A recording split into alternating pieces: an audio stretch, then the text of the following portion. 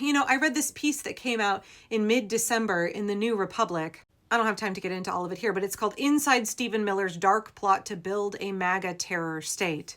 He was descended from Russian Jews, the kind of people who were once denounced as alien and unassimilable. Today, his project is to unleash government persecution on those he deems alien and unassimilable. How far will Miller's sadistic designs go? I found this article eye-opening, fascinating. I encourage you to go read the whole thing, but it talks about Stephen Miller and his abhorrent radical positions that people who are not white are a threat to civilization. He's been pushing this straight up Nazi remigration talking point. He's now saying that he wants to expel 3 million people a year out of the United States, or put them into concentration camps and then pay private corporations like Geo Group and CoreCivic billions of dollars of our taxpayer money every year to keep people in those concentration camps. Right, and we could go down a rabbit hole of why it is that the descendant of Russian Jews is now playing Yahtzee white supremacist and trying to carry out a Holocaust in the United States. We could have that whole conversation.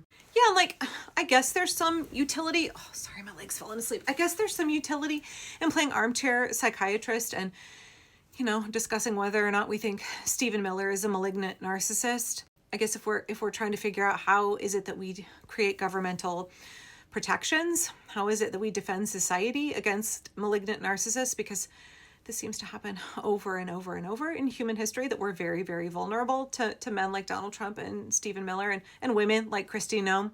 In fact, there's this quote from The Hogfather that reminds me a lot of Stephen Miller. I don't know if anybody else is a big Terry Pratchett fan, but we are in this house. It's where Susan is talking to Mr. Teatime, and she says, "You were the little boy who didn't know the difference between throwing a stone at a cat or setting a cat on fire." Yeah, am I off base with that? No, I don't think so.